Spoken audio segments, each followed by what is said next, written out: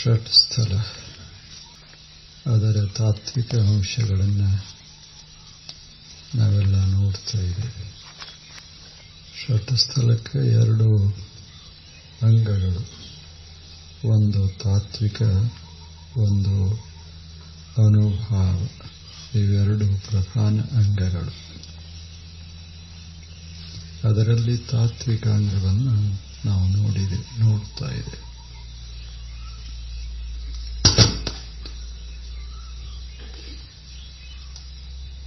ವಿಶ್ವದ ಮೂಲ ವಸ್ತು, ಅದಕ್ಕೆ ನಾವು ಶೂನ್ಯ ಅಂತ ಕರೆಯೋದು.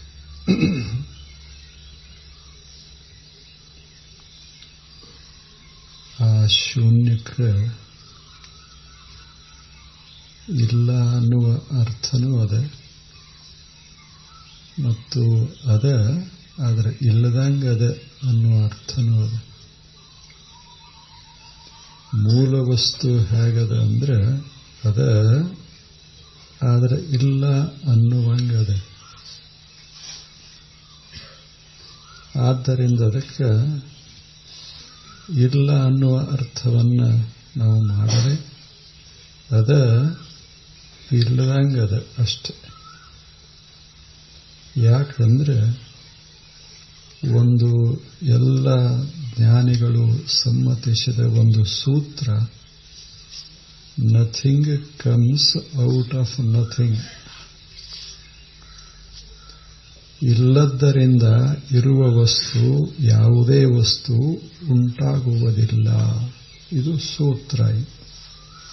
ವಿಜ್ಞಾನಿಗಳು ಒಪ್ಪಿದ ಮತ್ತು ಅನುಭಾವಿಗಳು ಒಪ್ಪಿದ ಸೂತ್ರ. ಅಂದ್ರೆ ಏನಾದರೂ ಇರಬೇಕಾಗ್ತದೆ, ಆ ಬಳಿಕ ಒಂದು ಹೊಸ ವಸ್ತು ತೋರಿ ಬರ್ತದೆ. ಹಾಗೆ ಇದು ವಿಶ್ವ ಇರುವ ವಸ್ತುವಾದ ಬಳಿಕ ಈ ಇರುವ ವಸ್ತುವಿನ ಹಿಂದೆ ಒಂದು ಇರುವ ವಸ್ತುವೇ ಇರಬೇಕು. ಆ ವಸ್ತುವಿನಿಂದ ಈ ವಸ್ತು ಅಭಿವ್ಯಕ್ತವಾಗಬೇಕು ಅಷ್ಟೆ.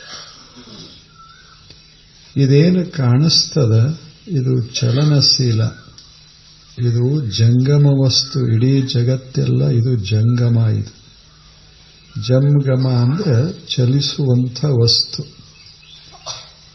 ಇಲ್ಲಿರುವ ಯಾವ ವಸ್ತು ಸ್ಥಿರವಾಗಿ ಇಲ್ಲ. ಅಣುವಿನಿಂದ ಹಿಡಿದು ಈ ಮಹಾವಿಶ್ವದವರೆಗೆ ಯಾವುದೇ ವಸ್ತುವನ್ನು ತಗೊಳ್ಳಿ, ಅದು ಸ್ಥಿರವಾಗಿ ಅದ ಅಂತ ಇಲ್ಲ.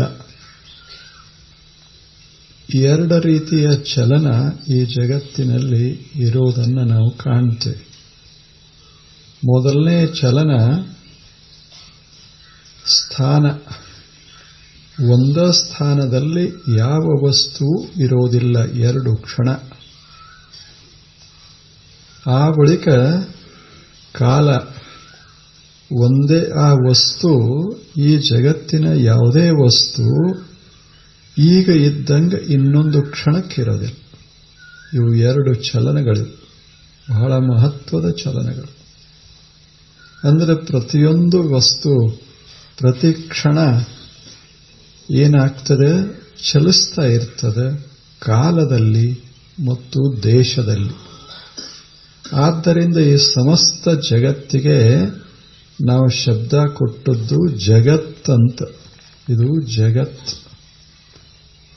ಜಗತ್ತಂದ್ರೆ ಯಾವುದು ಚಲಿಸ್ತಾ ಇದೆ ಅದು ಜಗತ್. ಜಂ ಗಚ್ಚತಿ ಇತಿ ಜಗತ್. ಪ್ರತಿ ಕ್ಷಣ ಅದು ಚಲಿಸ್ತಾ ಹೋಗ್ತದೆ.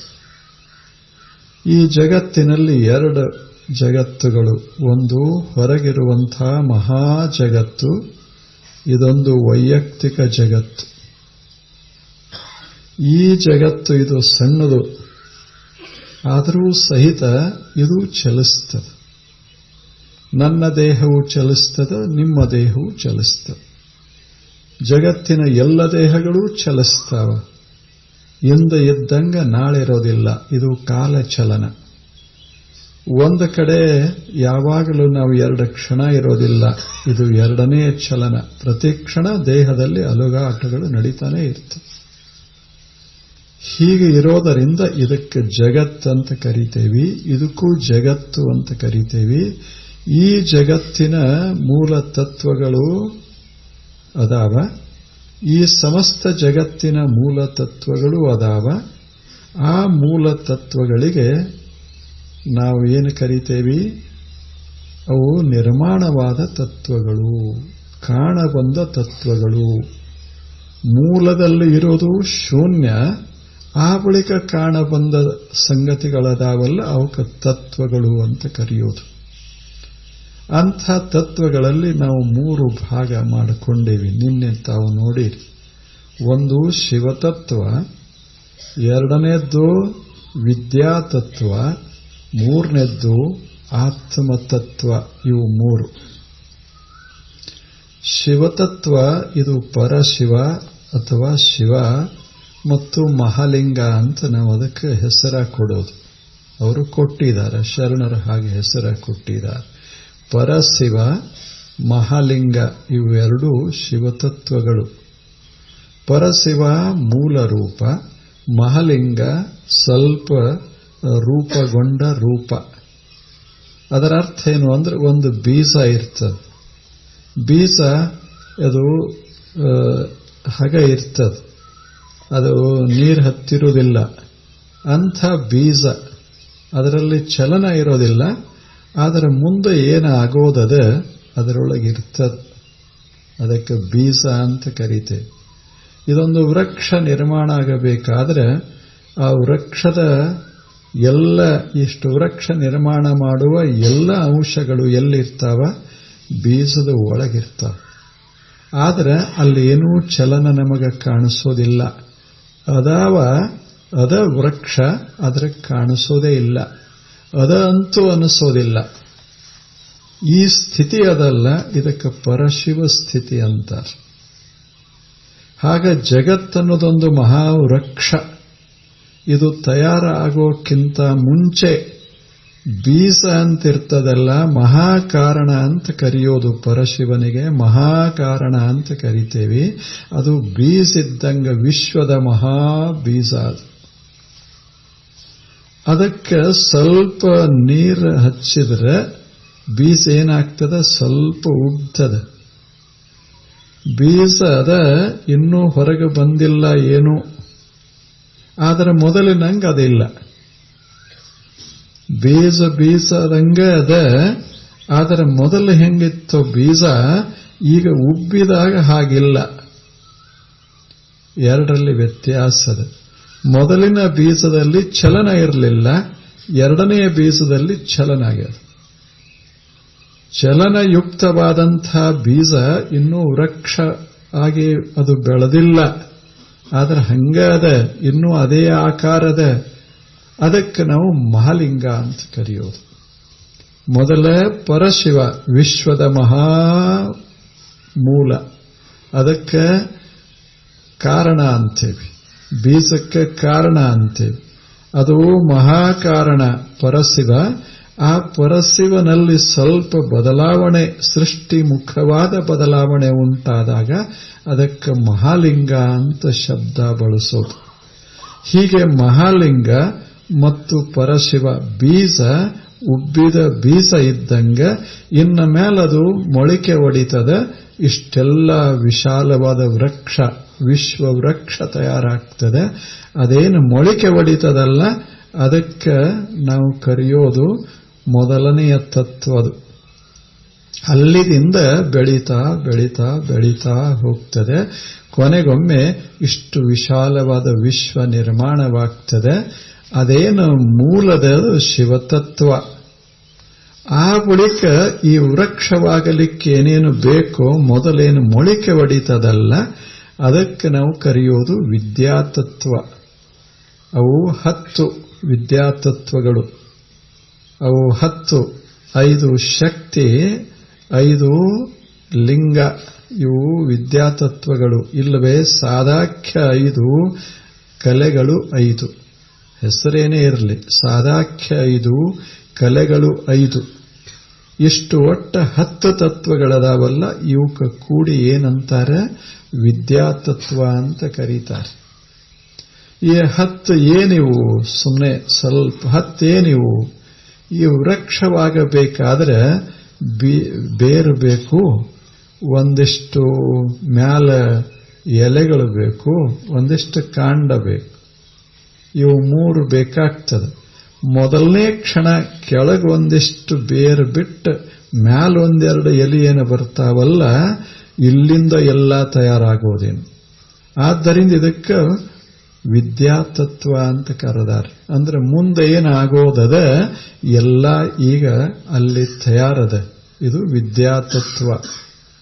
ಆ ವಿದ್ಯಾತತ್ವದಲ್ಲಿ ಕ್ರಿಯಾಶಕ್ತಿ, ಜ್ಞಾನಶಕ್ತಿ, ಇಚ್ಛಾಶಕ್ತಿ, ಆದಿಶಕ್ತಿ, ಪರಾಶಕ್ತಿ ಅಂತ 5 ಶಕ್ತಿಗಳು. ಅಲ್ಲಿಂದ ಲಿಂಗಗಳು: ಆಚಾರಲಿಂಗ, ಗುರುಲಿಂಗ, ಶಿವಲಿಂಗ, ಜಂಗಮಲಿಂಗ, ಪ್ರಸಾದಲಿಂಗ. ಇವು 5 ಲಿಂಗಗಳು, 5 ಶಕ್ತಿಗಳು. ಇಲ್ಲವೇ ಸಾದಾಖ್ಯ ಹೇಳೋದಾದರೆ ಕರ್ಮ ಸಾದಾಖ್ಯ, ಕರ್ತೃ ಸಾದಾಖ್ಯ, ಮೂರ್ತ ಸಾದಾಖ್ಯ, ಅಮೂರ್ತ ಸಾದಾಖ್ಯ, ಶಿವ ಸಾದಾಖ್ಯ. ಇವು ಸಾದಾಖ್ಯಗಳು. ಹೀಗಂದ್ರೆ ಏನು? ಅದನ್ನು ಸಾದಾ ನಮ್ಮ ಭಾಷಾದಾಗಿರೋದಾದರೆ ಅದೇನು ಮೂಲ ಮಹಾಲಿಂಗ ಅದ ಮತ್ತು ಪರಶಿವ ಅದ. ಅಲ್ಲಿ 2 ತತ್ವಗಳಿವೆ. ಒಂದನೇದ್ದು ಬರೀ ಪ್ರಜ್ಞಾತತ್ವ, ಅದು ಶೂನ್ಯದಿಂದ ಬಂದದ್ದು. ಶೂನ್ಯದಲ್ಲಿ ಇರೋದೇನು? ಮಹಾಪ್ರಜ್ಞೆ.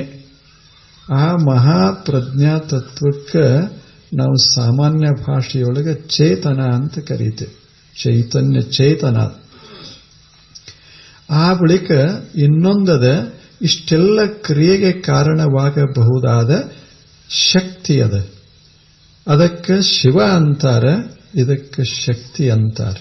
ಶಿವ ಅಂದ್ರೆ the principle of consciousness, eternal consciousness and infinite consciousness. ಅದಕ್ಕೆ ಶಿವ ಅಂದ್ರೆ ಅನಂತವಾದ ಮಹಾಪ್ರಜ್ಞೆ. ಅದಕ್ಕೆ ಶಿವ ಅಂತ ಕರೆಯೋದು. ಆ ಬಳಿಕ ಎರಡನೇದ್ದು ಶಕ್ತಿ. ಇಷ್ಟೆಲ್ಲ ಚಲನ ಆಗಬೇಕಲ್ಲ, ಜಗತ್ತು ಚಲಿಸದೇ ಇದ್ರೆ ನಿರ್ಮಾಣ ಆಗೋದಿಲ್ಲ.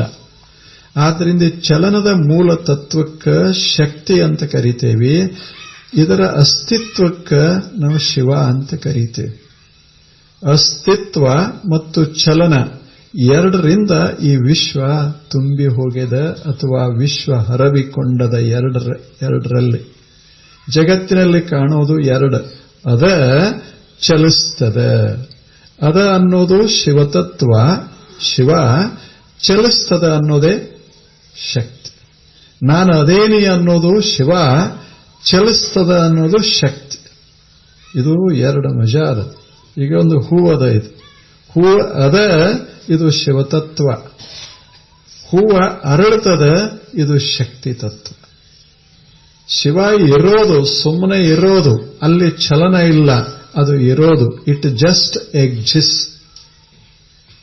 ಆ ಬಳಿಕ ಚಲನ ಆಗ್ತದೆ. ಚಲನ ಹೆಂಗಾಗ್ತದೆ? ಕಾಲದಲ್ಲಿ ಚಲನ ಆಗ್ತದೆ, ದೇಶದಲ್ಲಿ ಚಲನ ಆಗ್ತದೆ, ವಸ್ತುವಿನ ಒಳಗೆ ಚಲನ ಆಗ್ತದೆ. If there is no movement in the flower cannot bloom. ಚಲನ ಇಲ್ಲದೆ ಇದ್ರೆ ವಸ್ತು ವ್ಯಕ್ತ ಆಗೋದೇ ಇಲ್ಲ. ಆದ್ದರಿಂದ ಚಲನದ ಮೂಲ ವಸ್ತುವಿಗೆ ಶಕ್ತಿ ಅಂತ ಕರೆಯೋದು. ಅಸ್ತಿತ್ವಕ್ಕೆ ಶಿವ ಅಂತ ಕರೆಯೋದು. ಅಸ್ತಿತ್ವ ಹೆಂಗದ ಅಂದರೆ ಪ್ರಜ್ಞಾಯುಕ್ತ ಅಸ್ತಿತ್ವ, ಸುಂದರವಾದ ಅಸ್ತಿತ್ವ. ಅದೇ ಶಿವತತ್ವ. ಆ ಅಸ್ತಿತ್ವದ ಒಳಗೆ ಶಕ್ತಿ ತತ್ವ.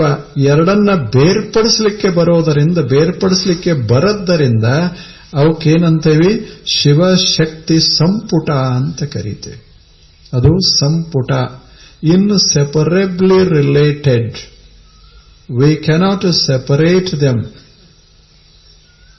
ಇವೆರಡನ್ನ ಪ್ರತ್ಯೇಕಿಸಲಿಕ್ಕಾಗೋದಿಲ್ಲ. ಈಗ ಉದಾಹರಣೆಗಾಗಿ ಇದೊಂದು ಹೂವದ. ಹೂವಿನ ಅಸ್ತಿತ್ವವನ್ನ, ಹೂವಿನ ಚಲನೆಯನ್ನ, ಈಗೇನು ಚಲನ ಆಗ್ತದ, ಹೂವ ಕಾಣಿಸ್ತದೆ, ಇದನ್ನ ಪ್ರತ್ಯೇಕಿಸಲಿಕ್ಕೆ ಬರೋದಿಲ್ಲ. 2 ಕೂಡೇ ಇರಬೇಕು. ಈಗ ನಾನಿದ್ದೇನೆ ಅಂತದೆ. ಇರುವಿಕೆಯನ್ನ ಮತ್ತು ಈ ಭಾನವನ್ನ ಎರಡನ್ನ ಪ್ರತ್ಯೇಕಿಸಲಿಕ್ಕಾಗೋದಿಲ್ಲ. ಎರಡು ಕೂಡೇ ಇರುವುದು ಯಾವಾಗಲೂ. ಅದನ್ನ ಒಂದು ಉದಾಹರಣೆ ಕೊಡೋದಾದರೆ, ಸುಮ್ಮನೆ ಒಂದಿಷ್ಟು ಸೂರ್ಯ, ಒಂದಿಷ್ಟು ಬೆಳಕ. ಸೂರ್ಯ ಮತ್ತು ಬೆಳಕನ್ನ ಪ್ರತ್ಯೇಕಿಸಲಿಕ್ಕೆ ಆಗೋದಿಲ್ಲ. ಸೂರ್ಯ ಇಲ್ಲ, ಬೆಳಕಿಲ್ಲ, ಬೆಳಕು ಇಲ್ಲ, ಸೂರ್ಯ ಇಲ್ಲ. ಹೆಂಗೆ ಎರಡೂ ಒಂದಾಗಿ ಇರ್ತಾವಲ್ಲ, ಹಂಗ ಶಿವ ಮತ್ತು ಶಕ್ತಿ ಇವೆರಡೂ ಒಂದೇ ಆಗಿರ್ತಾವ. ಒಂದು principle of existence and the other one is the principle of movement, motion. ಇವಕ್ಕೆ ಶಿವ ಶಕ್ತಿ ಸಂಪುಟ ಅಂತ ಕರೆಯೋದು. ಎಷ್ಟು ಆಲೋಚನಾ ಮಾಡಿದ್ದಾರೆ, ಎಷ್ಟು ಅದ್ಭುತವಾದ ಸಂಶೋಧನೆಗಳಿವೆಲ್ಲ. ಅವಾಗ ಯಾವ ಕಾಲದಾಗ ಏನೂ ಇಂಥ ವಿಜ್ಞಾನ ಬೆಳೆದಿರಲಿಲ್ಲ. ಅಂಥ ಕಾಲದಾಗ ನಮ್ಮ ಅನುಭಾವಿಗಳು ಎಷ್ಟು ಸುಂದರ ಯೋಚನಾ ಮಾಡಿದ್ದಾರೆ. Philosophers, they were great philosophers making investigations into the nature of the world. ಅದು ಹಾಗೆ ಶಿವ ಮತ್ತು ಶಕ್ತಿ ಇವು ಎರಡು ಮಿಶ್ರವಾಗಿರ್ತಾವಂತಲ್ಲ, ಒಂದೇ ಆಗಿರ್ತಾವ. ಆದ್ರೆ ಒಂದ ಆಗ್ಯಾವಂತ, ಒಂದಿದ್ದಾಗ ಎರಡು ಅದಾವಂತ ಅನಿಸುವುದಿಲ್ಲ. ಮತ್ತೆ ಎರಡಾದಾಗ ಎರಡು ಅದಾವ ಅಂತ ಅನಿಸ್ತದ, ಒಂದಂತ ಅನಿಸುವುದಿಲ್ಲ. ಇದ ಮಾಯ. ಇದು ವಿಚಿತ್ರವಾದ ಮಾಯ. ಎರಡೂ ಕೂಡೇ ಇರ್ತಾವ, ಆದರೆ ಒಮ್ಮೊಮ್ಮೆ ಬ್ಯಾರೆ ಅನಿಸ್ತಾವ, ಒಮ್ಮೊಮ್ಮೆ ಒಂದೇ ಅನಿಸ್ತಾವ. ಆದರೆ ಇದು ಒಂದೇ, ಎರಡೂ ಒಂದೇ, ಬೇರ್ಪಡಿಸಲಿಕ್ಕೆ ಬರೋದಿಲ್ಲ. ಎರಡನ್ನ ಪ್ರತ್ಯೇಕಿಸಲಿಕ್ಕಾಗೋದಿಲ್ಲ. ಅದಕ್ಕೆ ಶಿವಶಕ್ತಿ ಸಂಪುಟ ಇದು ಮಹಾಲಿಂಗ. ಇದಕ್ಕೆ ಮಹಾಲಿಂಗ ಅಂತ ಕರೀತಾರೆ. ಇನ್ನು ಈ ಮಹಾಲಿಂಗದಿಂದ ಶಕ್ತಿ ಸ್ವಲ್ಪ ಚಲಿಸಿ ಕ್ರಿಯಾಶಕ್ತಿ, ಜ್ಞಾನಶಕ್ತಿ, ಇಚ್ಛಾಶಕ್ತಿ, ಆದಿಶಕ್ತಿ ಮತ್ತು ಪರಾಶಕ್ತಿ ಅಂತ 5 ಶಕ್ತಿಗಳು 5 ರೂಪ ತಾಳ್ತವೆ. ಅಂದ್ರೆ ಒಂದೇ ಶಕ್ತಿ 5 ರೂಪ ತಾಳ್ತದೆ. ಇದರ ಅರ್ಥ ಏನು ಅಂದ್ರೆ, ಈಗ ನಮ್ಮಲ್ಲದ ಶಕ್ತಿಗಳು ಬೇಕಾಗ್ತವೆ. ಕ್ರಿಯಾಶಕ್ತಿ ಬೇಕು. ಇವೇನು ಬಹಳ ಬೇರೆ ಅಂತಲ್ಲ, ಇರುದೇ ಕ್ರಿಯಾಶಕ್ತಿ ಬೇಕು ಬದುಕಲಿಕ್ಕೆ. If I have to live, I must have to work. And energy is needed for all my activities bodily. ಅಲ್ಲೇನು ಕ್ರಿಯಾಶಕ್ತಿ ಬೇಕಾಗ್ತದೆ. ಪ್ರತಿಯೊಬ್ಬನಲ್ಲಿ ಕ್ರಿಯಾಶಕ್ತಿ ಅದ, ಜ್ಞಾನಶಕ್ತಿ ಅದ, ಅರಿವದ. ಆ ಬಳಿಕ ಇಚ್ಛಾಶಕ್ತಿ ಅದ, ಕೆಲಸ ಮಾಡಬೇಕಂತ. ಅದಕ್ಕೆ ಪ್ರೇರಣಾಶಕ್ತಿ ಅದ, ಆದಿಶಕ್ತಿ ಅದು ಪ್ರೇರಣಾಶಕ್ತಿ. ಆ ಬಳಿಕ ಅವಳಿಗೆ ಆಧಾರವಾದಂಥ ಒಂದು ಶಕ್ತಿ ಅದ, ಅದಕ್ಕೆ ಪರಾಶಕ್ತಿ. ಎಲ್ಲ ನಮ್ಮಲ್ಲೆಲ್ಲ ನಾವೇನು ಬದುಕ್ತೇವೆ, ಬದುಕು ನಿಂತಿದ್ದೇ ಈ 5 ಶಕ್ತಿಗಳ ಮೇಲ. ಹಾಗೆ ಜಗತ್ತೆಲ್ಲ ನಿಂತಿದ್ದೇ 5 ಶಕ್ತಿಗಳ ಮೇಲ. ಆ 5 ಶಕ್ತಿಗಳು ಮೊಟ್ಟ ಮೊದಲ ಹೊರಬಂದಿದ್ದು ಅವೇ ವಿಶ್ವವನ್ನು ವಿಸ್ತಾರಗೊಳಿಸಿಬಿಟ್ಟು. ಇವೇ 5 ಶಕ್ತಿಗಳು. ಈ ಪ್ರತಿಯೊಂದು ಶಕ್ತಿಯೊಳಗೆ ಆ ಶಿವನ ಅಂಶ, ಅಸ್ತಿತ್ವದ ಅಂಶ ಅದಲ್ಲ. ಆ ಅಸ್ತಿತ್ವದ ಅಂಶಕ್ಕೆ ಸಾದಾಖ್ಯ ಅಂತ ಕರೀತಾರೆ. ಅದಕ್ಕೆ ಸಾದಾಖ್ಯ ಸುಮ್ಮನೆ ಒಂದು ಶಬ್ದ. ಅದನ್ನು ಶಿವ ಅಂತ ನೀವು ಕರೀಬಹುದು. ಅದನ್ನ ಶಕ್ತಿ 5 ರೂಪ, ಶಿವ ಅವುಗಳಿಗೆ ಆಧಾರ. ಶಿವಶಕ್ತಿ ಸಂಪುಟವೇ 5, 5, 10 ಇವು ಕೂಡಿ ವಿದ್ಯಾತತ್ವ. ಅಂದ್ರೆ ಜಗತ್ತನ್ನು ನಿರ್ಮಾಣ ಮಾಡೋದಕ್ಕಾಗಿ ಏನು ಬೇಕೋ ಎಲ್ಲ ನಿರ್ಮಾಣ ಮೊಟ್ಟ ಮೊದಲ ಆಯಿತು ಅಂತ. ಆ ನಂತರ 5ರಿಂದ ಇದೊಂದು ಶರೀರ ನಿರ್ಮಾಣ ಆಯ್ತು. 25 ಅಂತ ನೀವು ಕೇಳಿರ್ಬೇಕು ಶಬ್ದ. ಕೂಡಿಸಿ ಇದರಲ್ಲಿ ಏನದ, 5 ಇಂದ್ರಿಯಗಳು, 5 ಕರ್ಮೇಂದ್ರಿಯಗಳು, 5 ಒಳಗ, ಒಂದಿಷ್ಟು ದೇಹದಲ್ಲಿ 5. ಇಂಥವೆಲ್ಲ 5 ಕೂಡಿಸಿದರೆ 25 ಮರ್ತರ ಚಿಂತಿಲ್ಲ. ಶರೀರ ಅನ್ನೋದೇ ಪಂಚವಿಂಶತಿ. ಇದಕ್ಕೆ ಆತ್ಮತತ್ವ ಅಂತ ಕರೀತೇವೆ. ಈ ಜಗತ್ತೆಲ್ಲ ಆತ್ಮತತ್ವ, ಇದು ಆತ್ಮತತ್ವ. ಆ ಬಳಿಕ ವಿದ್ಯಾತತ್ವ, ಅದು ಶಿವತತ್ವ. ಮೂಲದಲ್ಲಿ ಶೂನ್ಯ ಅಂತದಲ್ಲ, ತತ್ವ ಅಲ್ಲ, ಅದು ತತ್ವ ಅಲ್ಲ, ಅದು ಇರೋದದು. ಅಂಥ ಮಹಾ ಬಯಲಿನೊಳಗ ಒಂದು ಪರಶಿವ ಅನ್ನೋದೊಂದು ಸುಮ್ಮನೆ ರೂಪ ತಾಳ್ತದೆ, ಅದು ಮಹಲಿಂಗವಾಗಿ ನಿಲ್ತದೆ, ಜಗತ್ತನ್ನು ನಿರ್ಮಾಣ ಮಾಡುತ್ತದೆ. ಇಷ್ಟಾಯ್ತಲ್ಲ, ಇನ್ನು ಸ್ವಲ್ಪ ಒಂದೆರಡು ಶಬ್ದಗಳು. ನಾವು ಷಟ್ಸ್ಥಲಕ್ಕೆ ಹೋಗೋರದೆ. ಈ ಶರೀರ ನಿರ್ಮಾಣ ಆದ ಬಳಿಕ ಶರೀರದೊಳಗೇನದೆ? ಒಳಗೊಂದು ಮನಸ್ಸದೆ, ಹೊರಗೊಂದು ದೇಹ ಅದ. ಎರಡನ್ನೂ ನಾವು ಬಹಳ ಭಿನ್ನವಾಗಿ ನೋಡ್ಲಿಕ್ಕಾಗೋದಿಲ್ಲ. ಎರಡು ಬಹಳ ಹೊಂದ್ಕೊಂಡು ಹೋಗ್ತಾವ. ಮನಸ್ಸಿಲ್ಲದ ಜೀವನ ಇಲ್ಲ, ದೇಹವಿಲ್ಲದ ಜೀವನ ಇಲ್ಲ.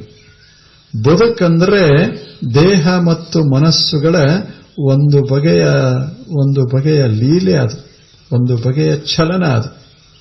ಇಂಥದೊಂದು ದೇಹ ಒಳಗೊಂದು ಸುಂದರವಾದ ಮನಸ್ಸೆಷ್ಟು ಅದ್ಭುತದೆ, ಅದನ್ನು ನೋಡಬೇಕು. ನಾವಂದ್ರೇನು? ನಾವಂದ್ರೆ ಮನಸ್ಸೇ, ಬರೇ ದೇಹ ಅಲ್ಲ.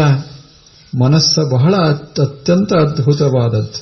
ದೇಹಕ್ಕೆ ಒಂದೇನೋ ಸಣ್ಣ ರೂಪದೆ, ಮನಸ್ಸಿಗೆ ರೂಪಿಲ್ಲ. ಮನಸ್ಸಿಗೆ ರೂಪಿಲ್ಲ. ದೇಹ ಒಂದಿಷ್ಟದ, ಮನಸ್ಸು ಎಷ್ಟದ ಹೇಳಲಿಕ್ಕಾಗೋದಿಲ್ಲ. ಯಾಕೆ? ಮನಸ್ಸು ಹಿಂಗೆ ಹರುವಾಗ್ತದೆ, ವಿಶಾಲವಾಗ್ತದೆ. ಎಷ್ಟಾಗ್ತದೆ? ಶೂನ್ಯದಷ್ಟು ಆಗ್ತದೆ, ಅಷ್ಟು ವಿಶಾಲವಾಗ್ತದೆ. ಕೊನೆಗೊಮ್ಮೆ ಶೂನ್ಯವೇ ಆಗಿ ಹೋಗ್ತದೆ. ಅಷ್ಟು ಅದ್ಭುತವಾದಂಥ ಮನಸ್ಸೊಂದು ಈ ಶರೀರದೊಳಗೆ ನಿಂತದೆ. ಇಂಥ ಮನಸ್ಸ ಯುಕ್ತವಾದಂಥ ದೇಹದಲ್ಲ, ಇದರ ಬದುಕಿಗೆ ನಾವು ಜೀವನ ಅಂತ ಕರೆಯೋದು. ಮನಸ್ಸ ಮತ್ತು ದೇಹಗಳ ಮಿಶ್ರಣದಲ್ಲಿ ನಡೆಯುವ ಬದುಕ ಇದು. ಇಂಥ ಬದುಕನ್ನ ನಾವು ಎರಡರಿಂದ ಕಟ್ಟಿಕೊಂಡಿರ್ತೇವೆ. ಒಂದಿಷ್ಟು ಒಳಗೆ, ಒಂದಿಷ್ಟು ಹೊರಗೆ. ಎರಡು ಬಹಳ ಮಹತ್ವದ್ದು. ಒಂದಕ್ಕೆ ಮಹತ್ವ ಕೊಟ್ಟೇವಿ ಅಂದರೆ ನಾವು ಜೀವನದ ವೈಭವವನ್ನು ಕಳ್ಕೋತೀವಿ. ಬರೇ ಹೊರಗಿಂದಕ್ಕೆ ಮಹತ್ವ ಕೊಟ್ಟೇವಿ. ನಾನು ಪುರುಷ, ಆದರೆ ಮನಸ್ಸಿನಾಗ ಹೊಕ್ಕರೆ ಪುರುಷ ಇಲ್ಲ. ನಾನು ಸುಂದರ ಇಲ್ಲ, ಮನಸ್ಸು ಸುಂದರ ಇಲ್ಲ ಅಂತಲ್ಲ. ದೇಹದಲ್ಲಿ there may be so many defects in the physical body. ಬೇಕಾದಷ್ಟು ಇರಬಹುದು, ಅದನ್ನು ನಮಗೆ ತಿದ್ದುಕೊಳ್ಳಿಕ್ಕೂ ಆಗೋದಿಲ್ಲ. ಕಪ್ಪಿದ್ದವ್ರು ಇನ್ನು ಕೆಂಪು ಯಾವಾಗ ಆಗೋದು? ಅಥವಾ ಕೆಂಪಿದ್ದವ್ರು ಇನ್ನು ಮತ್ತೇನ್ರೆ ಆಗೋದು ಹೇಗೆ ಸಾಧ್ಯದ? ಅವೆಲ್ಲ ಹಾಗೆ ಇರೋದು. ಆದರೆ ಮನಸ್ಸು ಮಾತ್ರ ಬೇಕಾದ್ದು ಮಾಡಬಹುದು. ಸುಂದರವಾದ ಮನಸ್ಸನ್ನ ಕಟ್ಕೋಬಹುದು, ವಿಶಾಲವಾದ ಮನಸ್ಸನ್ನ ಕಟ್ಕೋಬಹುದು. ಇಂಥದೊಂದು ಸುಂದರ ಮನಸ್ಸು ಒಳಗೆ ಮತ್ತು ದೇಹ ಮೇಲೆ ಇದೊಂದು ಕವಚ. ಇಂಥ ಮನಸ್ಸಿನ ಮಧ್ಯ ಶಿವತತ್ವ ಏನು ಮೂಡ್ತದಲ್ಲ, ಅದಕ್ಕೆ ಜೀವ ಅಂಗ ಅಂತ ಕರೀತಾರೆ. ಮನಸ್ಸಿನ ಮಧ್ಯ ಮೂಡಿದಂಥ ಶಿವತತ್ವ, the light of consciousness which shines through the mind is ಜೀವ ಅಂಗ. The light of a consciousness ಅಂದ್ರೆ Shiva. The light of a consciousness which shines through the mind, ಅದು ಜೀವ. ಏನೊಂದು ಶಿವ ಬೆಳಕು ಕಳೆ ಅಂತದ, ಶಿವ ಕಳೆ ಅಂತ ಕರಿತೇವೆ. ಅಂಥ ಒಂದು ಕಳೆ ಅದು ಮನಸ್ಸಿನಲ್ಲಿ ತಲೆದೋರಿದಾಗ ಅದಕ್ಕೆ ಜೀವ ಜೀವ ಅಂತ ಅರಿವಿ. ಅದಕ್ಕೆ ಅಂಗ ಅಂತ ಶಬ್ದ, ಅದು ಅಂಗ. ಆ ಬಳಿಕ ಲಿಂಗ ಅಂದ್ರೆ ಏನು? ಲಿಂಗ ಅಂದ್ರೆ ಬೆಳಕ ಅಷ್ಟೇ. ಲಿಂಗ ಅಂದ್ರೆ ದ ಲೈಟ್ ಆಫ್ ಕಾನ್ಷಿಯಸ್ನೆಸ್. ಎಲ್ಲಿ ವ್ಯಕ್ತ ಆಗ್ತದೆ? ಎಲ್ಲೆಲ್ಲಿ ವಸ್ತುಗಳದಾವ ಅಲ್ಲೆಲ್ಲ ಆ ದೀಪ ಏನು ವ್ಯಕ್ತ ಆಗ್ತದೆ, ಪ್ರಜ್ಞಾ ಬೆಳಕೇನು ವ್ಯಕ್ತ ಆಗ್ತದೆ, ಅದಕ್ಕೆ ನಾವು ಲಿಂಗ ಅಂತ ಕರೀತೇವೆ. ಲಿಂಗ ಅನ್ನೋದು ಇದು ಮನೋಯುಕ್ತವಾದಂಥ ಬೆಳಕು, ಅಥವಾ ಬೆಳಕಿನಿಂದ ಕೂಡಿದಂಥ ಮನಸ್ಸ. ಇದು ಜೀವ, ಇದು ಅಂಗ. ಆ ಬಳಿಕ ಶುದ್ಧವಾದಂಥದ್ದೇನದ ಪ್ರಕಾಶ ಅಥವಾ ಪ್ರಜ್ಞೆ ಅಥವಾ ಅರಿವ, ಅದಕ್ಕೆ ನಾವು ಲಿಂಗ ಅಂತ ಕರೆಯೋದು. ಈ ಲಿಂಗ, ಈ ಕಡೆ ಅಂಗ, ಇವು ಎರಡು. ಒಂದು ಬೆಳಕಿನ ತತ್ವ, ಇನ್ನೊಂದು ಮನೋಯುಕ್ತವಾದ ಅಥವಾ ಬೆಳಕಿನಿಂದ ಕೂಡಿದಂಥ ಮನಸ್ಸ. ಎರಡಕ್ಕೆ ಏನು ವ್ಯತ್ಯಾಸ? ಒಂದು ಲಿಂಗಕ್ಕೆ ಪರಿಮಿತಿ ಇಲ್ಲ, ಇಲ್ಲಿ ಪರಿಮಿತಿ ಅದು. ನಾನು ಅನ್ನೋದೇ ಪರಿಮಿತಿ. ನಾನು ಅನ್ನುವ ಪ್ರಜ್ಞಾಯುಕ್ತವಾದಂಥ ನಾನದಲ್ಲ, ಅದು ಅಂಗ.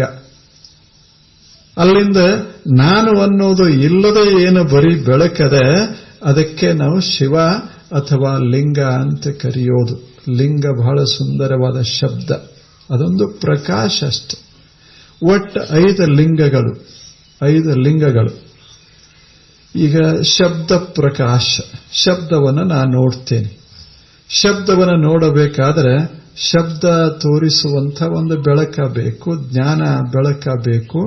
ಆ ಶಬ್ದ ಪ್ರಕಾಶಕವಾದಂಥ ಬೆಳಕಿಗೆ ಪ್ರಸಾದ ಲಿಂಗ ಅಂತ ಕರೆಯೋದು. ಶಬ್ದ ಪ್ರಕಾಶಕ ಬೆಳಕ. ಆ ಬೆಳಕಿನಲ್ಲಿ ನಾನು ಶಬ್ದದ ಜ್ಞಾನವನ್ನು ಮಾಡ್ಕೋತೇನಲ್ಲ, ಇದು ಪ್ರಸಾದ ಲಿಂಗ. ಹಾಗೆ ಸ್ಪರ್ಶ ಜ್ಞಾನ ಮಾಡಿಕೊಳ್ಳಿಕ್ಕೆ ಬೇಕಾದ ಬೆಳಕ, ಅದು ಜಂಗಮಲಿಂಗ.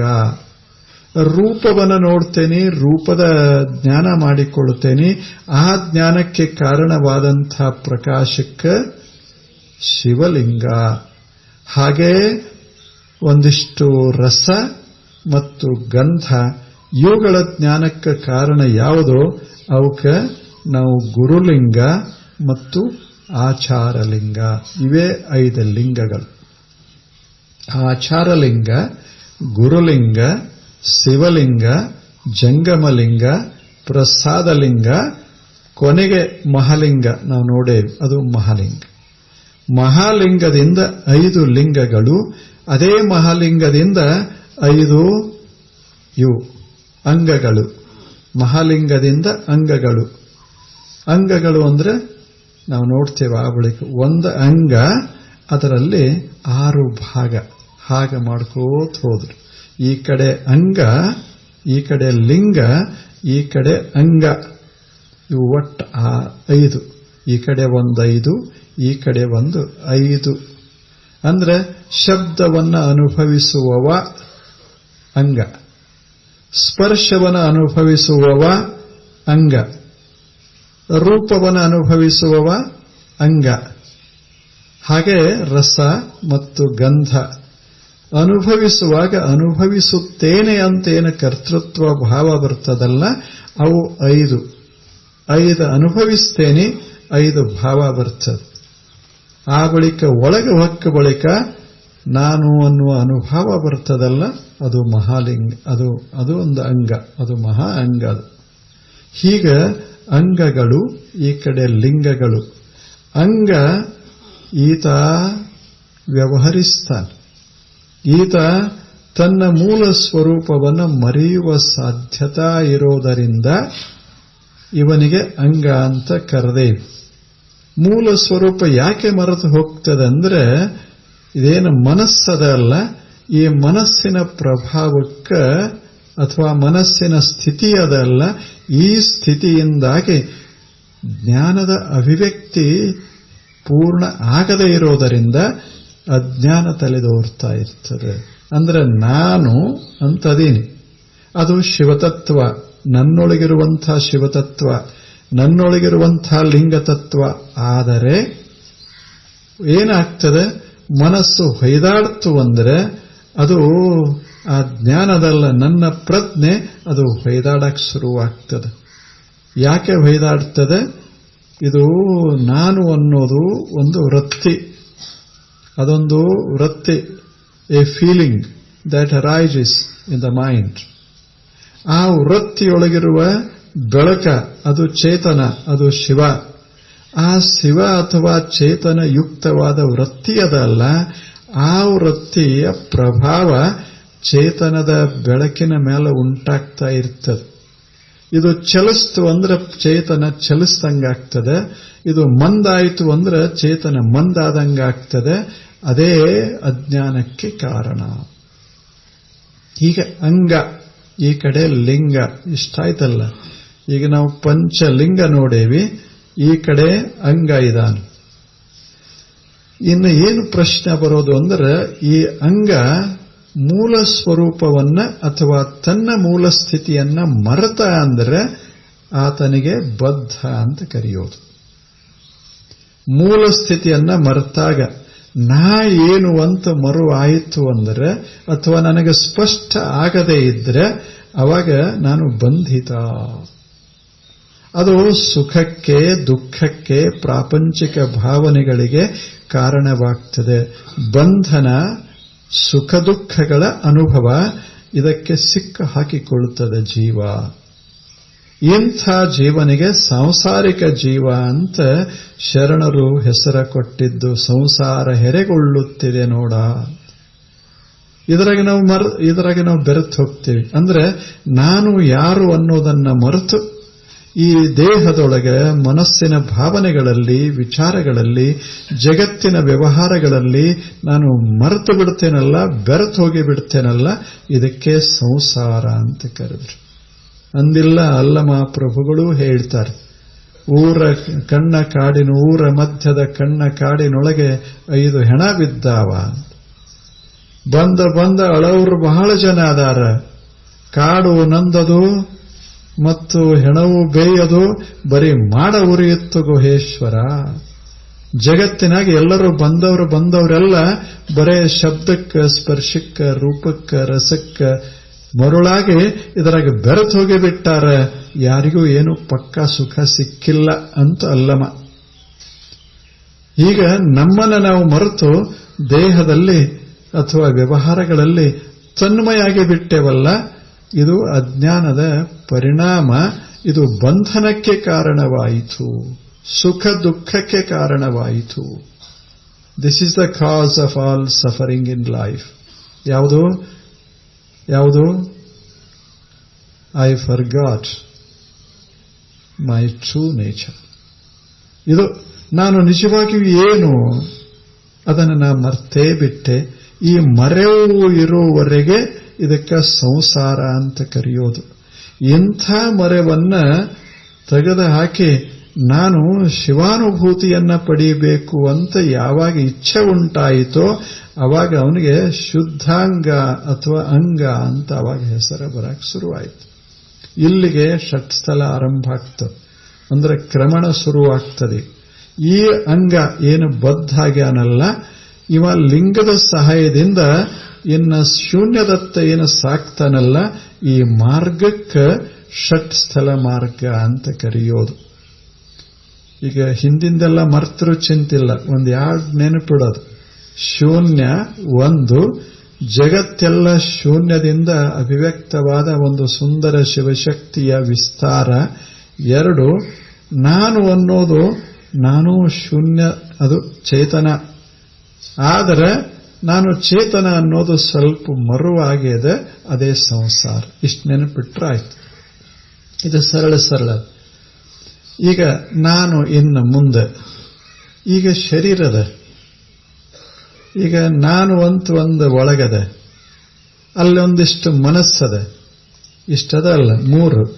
ನಾನು ಅನ್ನೋದೊಂದು ಭಾವ, ಮನಸ್ಸ, ಒಂದು ಶರೀರ, ಇವು 3 ಅದ. ಈಗ ನಾನು ಅಂತನ್ನೋದು ಅದು ಪ್ರಜ್ಞೆ ಯುಕ್ತವಾದಂಥ ಒಂದು ಪ್ರತ್ಯಯ. ನಾನು ಅನ್ನೋದೊಂದು ಅಂದ್ರೆ ಮನಸ್ಸಿನ ಒಂದು ಅದು ವೃತ್ತಿ. ಆ ವೃತ್ತಿಯೊಳಗೆ ಒಂದಿಷ್ಟು ಚೇತನ, ಮನಸ್ಸ ವೃತ್ತಿ, ಆ ವೃತ್ತಿಯೊಳಗಿರುವಂಥ ಚೇತನ, ಅದಕ್ಕೆ ನಾನು ಅಂತ ಕರೆಯೋದು. ಗೊತ್ತಾಗ್ತದಲ್ಲ, ಅದು ನಾನು. A modification of the mind. ಅದು ಒಂದು ಬಗೆಯ ವೃತ್ತಿ. ಅದು ವೃತ್ತಿ ಅಂದ್ರೆ a wave that rises in the mind, ಒಂಥರ ತರಂಗ. ಅದರೊಳಗೆ consciousness expresses itself through that wave. That consciousness is called ಜೀವ, ನಾನು. ಅದಕ್ಕೆ ನಾನು ಅಂತ ಕರೆಯೋದು. ಈ ನಾನುದರಲ್ಲಿ 2 ಅಂಶಗಳದಾವ. ಒಂದು ವೃತ್ತಿ ಅಂಶ ಅದ, ಅಂದ್ರೆ ಮನಸ್ಸಿನ ಅಂಶದ. ಇನ್ನೊಂದು ಜ್ಞಾನಾಂಶದ. ಆದರೆ ಮನಸ್ಸಿನ ಅಂಶ ಜ್ಞಾನಾಂಶಗಳು ಒಂದಾಗಿ ಬಿಟ್ಟಾವ. ಆ ಕ್ಷಣಕ್ಕೆ ನಾನು ಅನ್ನೋದು ತಯಾರಾಗ್ತದೆ. ನನಗೆ ಈ ಮಾನಸಿಕ ಅಂಶದತ್ತ ಹೆಚ್ಚು ಲಕ್ಷ್ಯ, ನನ್ನ ಮೂಲಾಂಶದತ್ತ ಕಡಿಮೆ ಲಕ್ಷ್ಯ ಆಯಿತು ಅಂದರೆ ನಾನು ಮನಸ್ಸಿನ ಮಧ್ಯ ತೇಲಿ ಹೋಗ್ತೇನೆ. ಆವಾಗ ಭಾವನೆಗಳು ಶುರುವಾಗ್ತವೆ. ನಾನು, ನನ್ನದು, ಇದೆಲ್ಲ ನಾನು ಮಾಡಿದ್ದು, ಇಷ್ಟೆಲ್ಲ ನನಗೆ ಸಂಬಂಧಪಟ್ಟಿದ್ದು, ಇಷ್ಟೆಲ್ಲ ಭಾವನೆಗಳು ಪ್ರಾರಂಭವಾಗ್ತಾವಲ್ಲ, ಇದಕ್ಕೆ ಸಂಸಾರ. ಇದು ಸಂಸಾರ. ಇದು ಭಾರ ಆಯಿತು ಅಂದ್ರೆ ತಾಪ ಶುರುವಾದರೆ ಅವಾಗ ಬಸವಣ್ಣವ್ರು ಹೇಳೋದಿಲ್ಲ, ಎಂದೋ ಸಂಸಾರ ದಂದುಗ ಹಿಂಗುವುದು. ಸಾಕಪ್ಪ, ಇದು ಇಷ್ಟಾಗ್ಯದ, ಸಂಸಾರ ಇಷ್ಟಾಗ್ಯದ, ತಲೆ ಮ್ಯಾಲ ಆಡಾಕ್ ಹತ್ತಿದ ಬಳಿಕ ಇನ್ನೇನು ಮಾಡೋದು ಅಂತ ಬಸವಣ್ಣನವರು ಬಹಳ ಚಲೋ ಹೇಳಿದರು. ಸಂಸಾರ ಬೆಂಬಿಡದೆ ಕಾಡುತ್ತಿದೆಯಲ್ಲ ಅಂತ ಹೇಳಿದರು. ಇದೆಲ್ಲ ಸಂಸಾರ ಅಜ್ಞಾನ, ಮತ್ತು ಅಜ್ಞಾನದಿಂದ ಉಂಟಾಗುವಂಥ ಅನೇಕ ಪರಿಣಾಮಗಳು, ಇವುಗಳ ಒತ್ತಡಕ್ಕೆ ನಮ್ಮ ಜೀವನ ಸಿಕ್ಕಾಕಿಕೊಂಡಿದೆ. ನಾವು ಓಡ್ತಾ ಇದೆ, ವಸ್ತುಗಳ ಹಿಂದೆ ಓಡ್ತಾ ಇದೆ, ವಸ್ತುಗಳ ಪ್ರಭಾವಕ್ಕೆ ನಾವು ಒಳಗಾಗಿದ್ದೇವೆ. ಇಲ್ಲೇನು ಈಗೊಂದು ಸುಮ್ಮನೆ ಒಂದು ಹಣಕ್ಕಾಗಿ, ಒಂದು ಕುರ್ಚಿಗಾಗಿ, ಅಥವಾ ಒಂದಿಷ್ಟು ಮಾನ ಮರ್ಯಾದೆಗಳಿಗಾಗಿ ಎಷ್ಟು ಮನಸ್ಸು ಅದು ಹಪಹಪಿಸ್ತದೆ. ಮತ್ತೆ ಯಾವುದೇನಿರುವುದಿಲ್ಲ, ಈ ಕುರ್ಚದ ಇದು ಪಾಪ ಏನು, ಯಾರು ಬಂದು ಕೂತರ್ರಿ, ಅದೇನು ತಲೆ ಕೆಡಿಸ್ಕೊಳ್ಳೋದಿಲ್ಲ. ಆದರೆ ಕುಂತವ್ರ ತಲೆ ಮಾತ್ರ ಸರಿ ಉಳಿಯೋದಿಲ್ಲ. ಇದು ಆಶ್ಚರ್ಯ. ಹೌದಲ್ಲ? ತಾವು ವಿಚಾರ ಮಾಡಿ. ಕುಂತೆ ಅಂದ್ರೆ ನನಗೆ ಇಳ್ಯಾಕ ಆಗೋದಿಲ್ಲ, ಅಥವಾ ಅಕಸ್ಮಾತ್ ಯಾರ ಇಳಿಸಿದ್ರೆ ಅದನ್ನ ಹಗಲ ರಾತ್ರಿ ತಲೆಯೊಳಗೆ ಅದೇ ಶುರುವಾಗ್ತದೆ. ನನ್ನಂತ ಸನ್ಯಾಸಿಗೆ ಹಿಂಗಾದ ಬಳಿಕ ಗತಿ ಹಂಗಾಗಬೇಡ. ಬಹಳ ಆಶ್ಚರ್ಯದ ಇದು.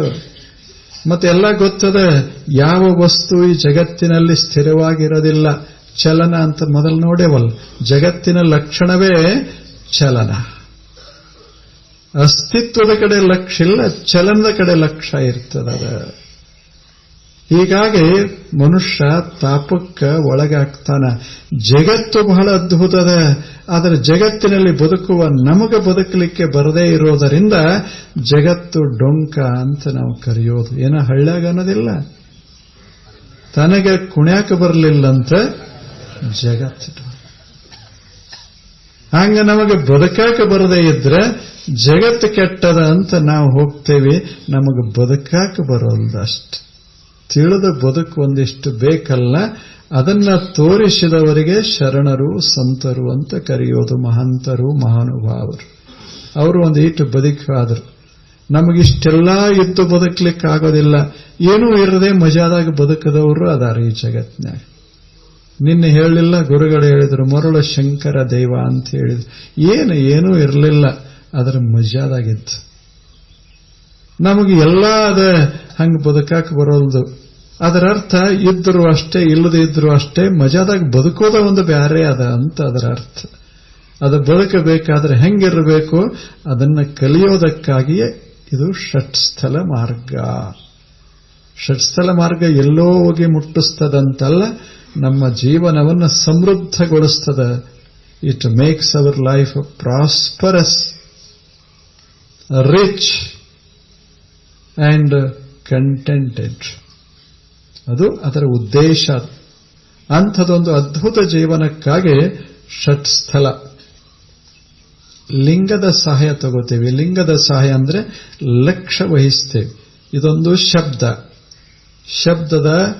ಶಬ್ದವನ್ನು ಪ್ರಕಾಶಿಸುವಂಥ ಬೆಳಕ. ಆ ಬೆಳಕು ಶಾಶ್ವತ, ಶಬ್ದ ಶಾಶ್ವತ. ಶಬ್ದದತ್ತ ನೋಡುವಾಗ ಬೆಳಕಿನತ್ತ ನೋಡ್ಲಿಕ್ಕೆ ಕಲ್ತೇವಿ ಅಂದ್ರೆ ಆಚಾರ ಲಿಂಗ ಸಾಧನ. ಇದು ಮೊದಲನೇದು. ಷಟ್ಸ್ಥಲ ಶುರುವಾಯಿತು. ಶಬ್ದ ಕೇಳುವಾಗ ಶಬ್ದವನ್ನು ಪ್ರಕಾಶಿಸುವಂಥ ಪ್ರಕಾಶ ಜ್ಞಾನದ ಕಡೆ ಲಕ್ಷ್ಯ ಹೋಯಿತು ಅಂದ್ರೆ, ಶಬ್ದದ ಜ್ಞಾನದ ಕಡೆ ಲಕ್ಷ್ಯ ಹೋಯಿತು ಅಂದ್ರೆ ಅದೇ ಪ್ರಸಾದ ಲಿಂಗ. ಅದು ಪ್ರಸಾದ ಲಿಂಗ ಸಾಧನ. ಹಾಗೆ 5. ಆ ಬಳಿಕ ಒಂದಿಷ್ಟು ಸ್ಪರ್ಶ ಅನುಭವಿಸುವಾಗ, ರೂಪ ನೋಡುವಾಗ. ಈಗದಲ್ಲ, ಹೂವನ್ನ ನೋಡ್ತಾ ಇರುವಾಗ ಹೂವಿನ ಜ್ಞಾನ ನಮಗುಂಟಾಗ್ತದೆ. ಆ ಹೂವಿನ ಜ್ಞಾನ ಉಂಟಾಗಬೇಕಾದ್ರೆ ಅಲ್ಲೊಂದಿಷ್ಟು ಜ್ಞಾನದ ಪ್ರಕಾಶ ಬೇಕಾಗ್ತದೆ. ಆ ಹೂವನ್ನ ತೋರಿಸುವಂಥ ಜ್ಞಾನ ಪ್ರಕಾಶವೇ ಲಿಂಗ. ಅದು ಶಿವಲಿಂಗ. ಇಂಥ ಲಿಂಗದತ್ತ ನಾವು ಲಕ್ಷ್ಯ ವಹಿಸಿ ಹೂವನ್ನ ಅನುಭವಿಸಿದೇವಿ ಅಂದ್ರೆ ಅದೇ ಪ್ರಸಾದ ಜೀವನ. ಇದು ಹೀಗೆ 5 ಅದಾವಲ್ಲ, ಇವು 5 ಆಚಾರಲಿಂಗ, ಗುರುಲಿಂಗ, ಶಿವಲಿಂಗ, ಜಂಗಮಲಿಂಗ, ಪ್ರಸಾದಲಿಂಗ ಈ ರೀತಿ ಅನುಭವಿಸ್ತಾ ಹೋದೇವಿ ಅಂದ್ರೆ ಎಲ್ಲ ಅನುಭವಿಸೋದು, ರಸ ಅನುಭವಿಸೋದು, ಗಂಧ ಅನುಭವಿಸೋದು, ರೂಪ ಅನುಭವಿಸೋದು, ಅನುಭವಿಸುವಾಗ ಲಿಂಗ ದರ್ಶನ ಉಂಟಾಯಿತು ಅಂದ್ರೆ ಅದೇ ಷಟ್ಸ್ಥಲ, ಅದು ಷಟ್ಸ್ಥಲ. ಇದು ಸರಳಾಗಿ ಸುಮ್ಮನೆ ಒಂದು ಉದಾಹರಣೆಗೆ, ಈಗ ಒಂದಿಷ್ಟು ಹೂವ ನೋಡುವಾಗ ಏನ್ ಸೌಂದರ್ಯ ಅಂತೆ, ಇದು ಪ್ರಾಕ್ಟಿಕಲ್. ಹೂವ ನೋಡುವಾಗ ಎಂಥ ಸೌಂದರ್ಯ, ಎಂಥ ಅದ್ಭುತವಾದ ಸೌಂದರ್ಯ. ಹೂವ ವಸ್ತು, ಆ ಸೌಂದರ್ಯದಲ್ಲ ಅದು ಬೆಳಕ, ಅದನ್ನು ತೋರಿಸೋದೊಂದು ಬೆಳಕ. ಆ ಸೌಂದರ್ಯ ನನಗೆ ಕಾಣಿಸ್ತದೆ, ಅದರ ಜ್ಞಾನ ನನಗುಂಟಾಗ್ತದೆ. ಇಂಥ ಸೌಂದರ್ಯ ಇದು ದೇವ ಸೌಂದರ್ಯ, ಡಿವೈನ್ ಬ್ಯೂಟಿ ಇಟ್ ಈಸ್. ಸತ್ಯಂ ಶಿವಂ ಸೌಂದರ್ಯ. ಈ ಸೌಂದರ್ಯವೇ ಶಿವ ಅಂತ ಭಾವಿಸದೆ ಆ ಸೌಂದರ್ಯ ನನ್ನ ಮನಸ್ಸನ್ನು ವಿಕಾರಗೊಳಿಸೋದಿಲ್ಲ. ಆ ಸೌಂದರ್ಯ ಮನಸ್ಸಿಗೆ ಮುದ ಕೊಡುತ್ತದೆ, ಆನಂದವನ್ನು ಉಂಟು ಮಾಡ್ತದೆ, ಶಾಂತಿಯನ್ನು ಉಂಟು ಮಾಡ್ತದೆ. ಅದೇ ಸೌಂದರ್ಯದೊಳಗೆ ಶಿವಲಿಂಗವನ್ನು ಕಾಣೋದು, ಅದು ಶಿವಲಿಂಗ ದರ್ಶನ. ಯಾವುದನ್ನು ನಾವು ಅನುಭವಿಸ್ತೇವೆ ಅದರಲ್ಲಿ ಲಿಂಗ ದರ್ಶನ ಮಾಡಿಕೊಳ್ಳೋದೇ ಇದು ಷಟ್ಸ್ಥಲ. ಈಗ ನಾಸಿಕ ಅದು ಗಂಧ, ಆ ಗಂಧ ಅನುಭವಿಸುವಾಗ ಆಚಾರಲಿಂಗವನ್ನ ನಾವು ಕಾಣೋದು, ಅದನ್ನು ಅನುಭವಿಸೋದು. ರಸವನ್ನು ಅನುಭವಿಸುವಾಗ ಗುರುಲಿಂಗ, ರೂಪನ ಅನುಭವಿಸುವಾಗ ಶಿವಲಿಂಗ, ಸ್ಪರ್ಶವನ್ನು ಅನುಭವಿಸುವಾಗ ಜಂಗಮಲಿಂಗ, ಆ ಬಳಿಕ ಶಬ್ದವನ್ನು ಅನುಭವಿಸುವಾಗ ಪ್ರಸಾದಲಿಂಗ. ಇವು ಎಲ್ಲ ಮುಗಿದ ಬಳಿಕ ಅದರ ತೃಪ್ತಿಯನ್ನು ಅನುಭವಿಸುವಾಗ ಮಹಾಲಿಂಗ. ಮುಗಿತಲ್ಲಿಗೆ. ಅಂದ್ರೆ ಇಡೀ ಜೀವನ ನಡೆಸುವಾಗಲೇ, ಜೀವನದ ಅನುಭವಗಳನ್ನು ಮಾಡುವಾಗಲೇ 6 ಲಿಂಗಗಳನ್ನ ನಾವು ಸಾಧಿಸ್ತೇವಲ್ಲ. ಇದಕ್ಕೆ ಷಟ್ ಸ್ಥಳ ಅಂತ ಕರೀತಾರೆ. ಪ್ರತಿ ಕ್ಷಣ 6 ಮಾಡುವುದು, ನೋಡುವಾಗ ಒಂದು, ಅಂದ್ರೆ ಇದೆಲ್ಲವೂ ಒಂದು ದೃಷ್ಟಿಯಿಂದ ಇದೆಲ್ಲವೂ ದಿವ್ಯ ಅಂತ ನೋಡೋದು, ಇದೆಲ್ಲವೂ ಪವಿತ್ರ ಅಂತ ಭಾವಿಸೋದು, ಇದು ಷಟ್ಸ್ಥಲ. ಇಷ್ಟು 6 ಲಿಂಗಗಳು, ಈ ಕಡೆ ಒಂದಿಷ್ಟು ಅಂಗಗಳು, ಎರಡಾದೂ ಅಲ್ಲ. ಇನ್ನ ಅಂಗ ಸಂಸಾರದಲ್ಲಿ ಬೆರೆತು ಹೋಗಿದ್ದರಿಂದ, ಅಂದ್ರೆ ಇವನಿಗೆ ಗೊತ್ತಿಲ್ಲ ಶಬ್ದ, ಸ್ಪರ್ಶ, ರೂಪ, ರಸ, ಗಂಧ ಇವು ಪಂಚ, ಇವಕ ಪ್ರಪಂಚ ಅಂತಾರೆ. ಇವ ಪಂಚ. ಪ್ರಪಂಚ ಮಾಡ್ತಾನಂದ್ರೆ ಏನೂ ಮಾಡೋದಿಲ್ಲ. ನೋಡ್ತಾನ, ಕೇಳ್ತಾನ, ಉಣ್ತಾನ, ತಿಂತಾನ, ಅಷ್ಟೇ. 5 ಮಾಡ್ತಾನ, ಮಲಗಿಬಿಡ್ತಾನೆ, ಅಷ್ಟ ಪ್ರಪಂಚ. ಇದಕ್ಕಿಂತ ಹೆಚ್ಚಿಗೆ ಯಾರೇ ಮಾಡ್ತಾರೆ? ನೀವು ಬೇಕಾದಷ್ಟು ಶ್ರೀಮಂತರಿರಲಿ. ಈಗ ನನಗೆ ಕೋಟಿ ಕೊಟ್ರಿ, ಅಬ್ಜ ಕೊಟ್ರಿ, 1 ಟ್ರಿಲಿಯನ್ ಕೊಟ್ರಿ ಅಂದ್ರು ಮತ್ತೆ ಏನದ? ಶಬ್ದ, ಸ್ಪರ್ಶ, ರೂಪ, ರಸ, ಗಂಧ ಅಷ್ಟೇ. ಇದಕ್ಕಿಂತ ಹೆಚ್ಚಿಗೆ ಏನು ಮಾಡೋರು? ಯಾವ ಧರ್ಮದವ್ರು ಇದ್ರೆ ಏನಾಯ್ತು? ಇವ 5. ನಾವು ಅಮೆರಿಕಕ್ಕೆ ಹೋದೇವಿ ಅಂತ ತಿಳ್ಕೊಳ್ಳಿ.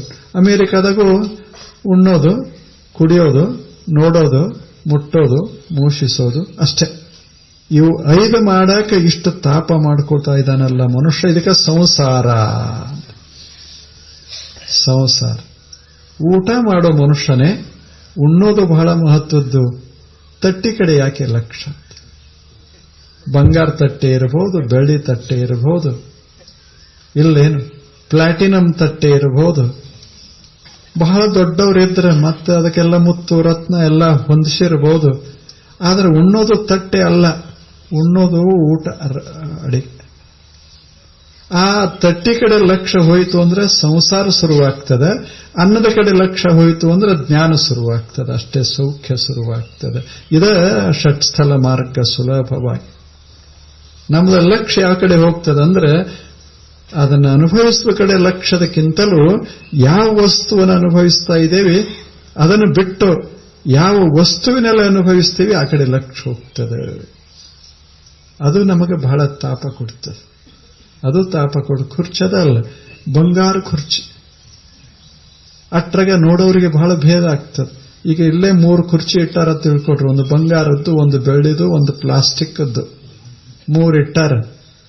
ಈಗ ಯಾರು ಬಂಗಾರದಾಗ ಕುಂತಿರ್ತಾರ ಅವ್ರಿಗೆ ನೀವು ಕಾಣೋದಿಲ್ಲ, ಯಾರೂ ಕಾಣೋದಿಲ್ಲ, ಬರೇ ಬಂಗಾರ ಕುರ್ಚಿ ಕಾಣಿಸ್ತಿರ್ತದೆ.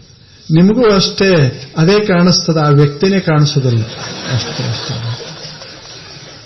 ಎಷ್ಟು ವಿಚಿತ್ರದ ಅದ. ಆದ್ರೆ ಕುರ್ಚಿ ಅದಕ್ಕದ, ಕುಂಡ್ರೋದಕ್ಕದ. ಹಂಗಾಗುವುದಿಲ್ಲ ಮನುಷ್ಯಂತ. ಅದೇ ವಿಚಿತ್ರದ. ಇದಕ್ಕೆ ಪ್ರಪಂಚ ಅಂತ ಅಲ್ಲಮ ಪ್ರಭುಗಳು ಬಹಳ ಜೋರಾಗಿ ಹೇಳಿದರು. ಎಲ್ಲ ಜಗತ್ತೆಲ್ಲ ಏನ್ ನಡೆದದೆ, ಜಗತ್ನಾಗ ಒಬ್ಬರೇ ಅದಾರೇನು ಅಂದ್ರು. ಎಲ್ಲರೂ ಹಿಂಗ ಎಲ್ಲ ಕಾಮ ಗುರಿಯಾಗಿ ಲಯವಾಗಿ ಹೋದವರ ಕಂಡು ಆಗಿಲ್ಲ. ಕ್ರೋಧ ಗುರಿಯಾಗಿ ಎಲ್ಲ ಹಚ್ಕೊಳ್ಳೋದು ನಾವೇ.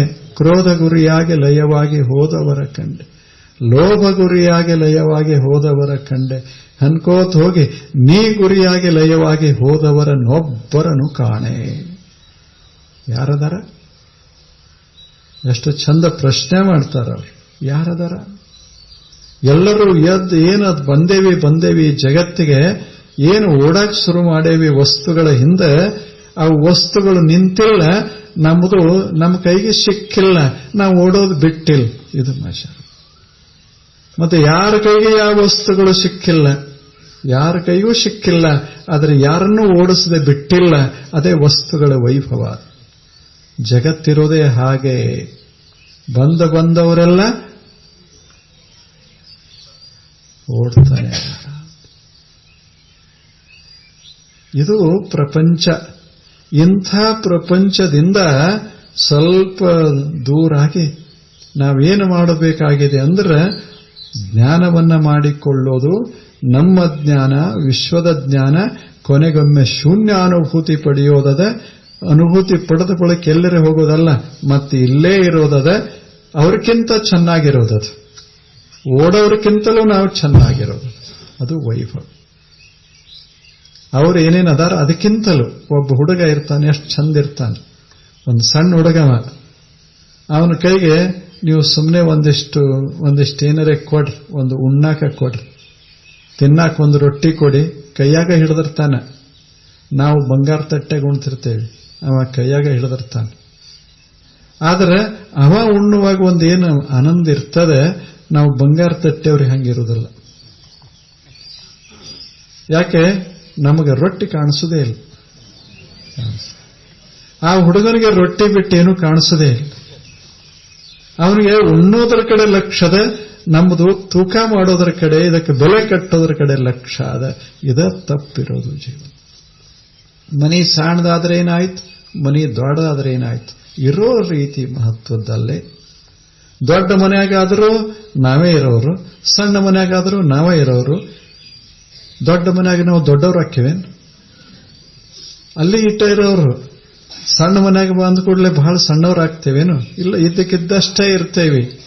ಆದರೆ ಮನಸ್ಸು ಸಾಣದು ದೊಡ್ಡದು, ಸಾಣದು ದೊಡ್ಡದು ಹಾಕೋತ ಹೋಗ್ತದೆ. ಆ ಮನಸ್ಸೇ ಕೆಡಿಸೋದು. ಇಂಥ ಮನಸ್ಸಿಗೆ ಷಟ್ಸ್ಥಲ, ದೇಹಕ್ಕಲ್ಲ ಷಟ್ಸ್ಥಲ.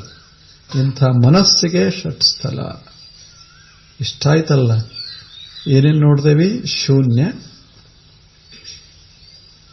ಆ ಬಳಿಕ ಒಂದಿಷ್ಟು ಶಿವ ಶಕ್ತಿ, ಆನಂತರ ಒಂದಿಷ್ಟು ದೇಹ ಜಗತ್ತು, ಇಲ್ಲೊಬ್ಬ ಜೀವ, ಇವನಿಗೆ ಅಂಗ ಅಂತಾರೆ.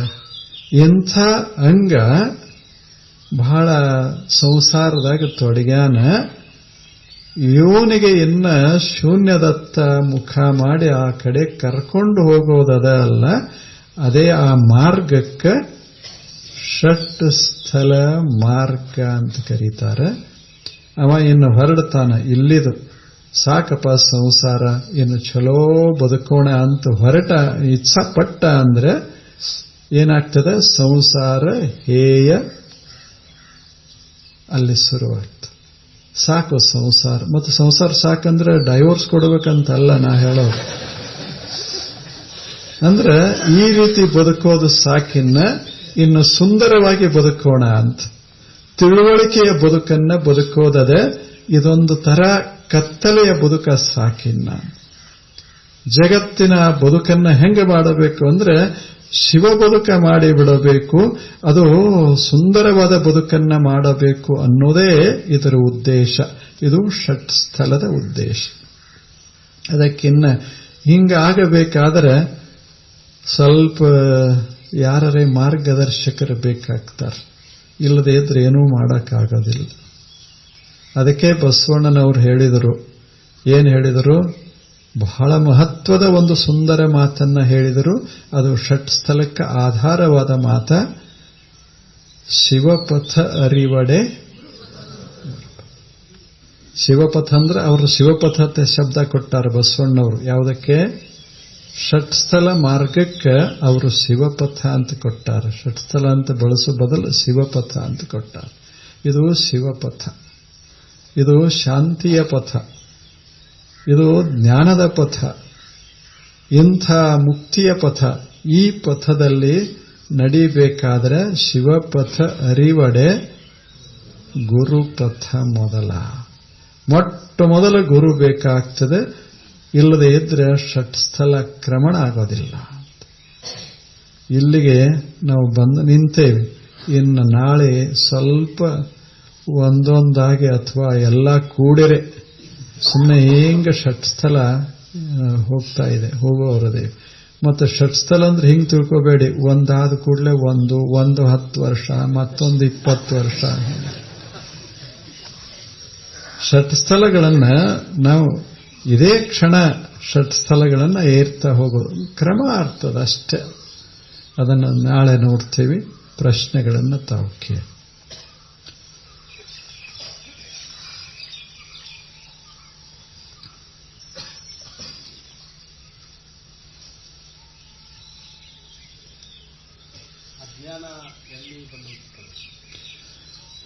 ಅವ್ರ ಪ್ರಶ್ನೆ ಈ ಮರು ಯಾಕಾಯ್ತು ಅಂತ. ಅಜ್ಞಾನ ಎಲ್ಲಿ ಬಂತು, ಹೇಗೆ ಬಂತು? ಇದು ಬಹಳ ಕಷ್ಟದ ಉತ್ತರ. ಬಂದದೆಷ್ಟು ಗೊತ್ತದ, ಆದರೆ ಹೆಂಗೆ ಬಂತು, ಯಾಕಡೆದು ಬಂತು, ಇದು ಬಹಳ ಕಷ್ಟ. ಅದೇ ಬಂದ್ ಮಾಡಬೇಕು. ಆದರೆ ಏನು ಮಾಡೋದು? ನಮಗೆ ವಸ್ತುಗಳ ಪ್ರಭಾವ ಇಷ್ಟ ಆಯ್ತಲ್ಲ, ನಮ್ಮನ್ನು ನಾವು ಮರ್ತು ಬಿಟ್ಟೇವೆ ಅಷ್ಟೆ. ವಸ್ತುಗಳ ಇದೇನು ಶರೀರ ಬಂತು, ಮನಸ್ಸ ಬಂತು, ಒಂದು ಸಮಾಜ, ಸುಂದರ ಸಮಾಜ ಸುತ್ತಮುತ್ತ ಹರಿತು, ಇಲ್ಲಿರುವ ವಸ್ತುಗಳತ್ತ ನಮ್ಮ ಲಕ್ಷ್ಯ ಏನು ಹೋಯಿತು, ಅವುಗಳ ಆಕರ್ಷಣೆ ಇಷ್ಟು ಪ್ರಬಲವಾಗಿದೆ. ಆ ಆಕರ್ಷಣೆಗೆ ಒಳಗಾದ ಮನುಷ್ಯ ತಾನು ಯಾರು ಅನ್ನೋದನ್ನೇ ಮರ್ತು ಬಿಟ್ಟಷ್ಟೆ. ಅದಕ್ಕೆ ಮೂಲ ಕಾರಣ ಮಾಯಾ ಅಂತ ಅಲ್ಲಮ ಪ್ರಭುಗಳ ಕರೆದರು. ಮತ್ತು ಅದು ಏನಂತ ಕೇಳಬೇಡಿ ಅಂತೂ ಹೇಳಿದರು. ಜಗವಸುತ್ತಿದೆ ನಿನ್ನಯ ಮಾಯಾ. ಅದೇನೋ ಒಂದದೆ, ಅದು ನೀವು ಕೇಳಬಾರ್ದು, ಅದು ಹೇಳಬಾರ್ದು. ಏನೋ ಒಂದದೆ, ಅದು ಇಷ್ಟೆಲ್ಲ ಮಾಡ್ಯದ, ಮರೆಸಿಬಿಟ್ಟದ. ಅದು ಮರೆಸು ಒಂದು ಅಂಶ ಒಂದದ ಪ್ರತಿಯೊಬ್ಬರಲ್ಲಿ. ಯಾಕೆ ಹೀಗೆ ಆಗ್ತದೆ ಅನ್ನೋದೇ ಗೊತ್ತಾಗೋದಿಲ್ಲ. ಅದು ಮರೆತ ಬಳಕ, ಅದರ ಪೆಟ್ಟು ತಿಂದ ಬಳಕ ಗೊತ್ತಾಗಿಬಿಡ್ತದೆ ಹಿಂಗೆ ಮಾಡಬಾರ್ದಾಗಿತ್ತು ಅಂತ. ಅಟೋತಿಗೆ ಹೋಗೇ ಬಿಟ್ಟಿರ್ತದೆ ಅದು. ಅದೊಂಥರ ಅಜ್ಞಾನ, ಅದೊಂದು ಮಜಾ ಅದ. ನೀವು ಬಹಳ ವಿಚಾರ ಮಾಡಿದ್ರಿ ಅಂದ್ರೆ ಒಳಗೆ ಹೋಗ್ತದ. ಸುಮ್ಮನೆ ಇದ್ರೆ ಸುಮ್ಮನೆ ಇರ್ತದ, ಅದು ಏನೂ ಮಾಡೋದಿಲ್ಲ. ಅದು ಬಹಳ ಮಸ್ತ್ ಅದು.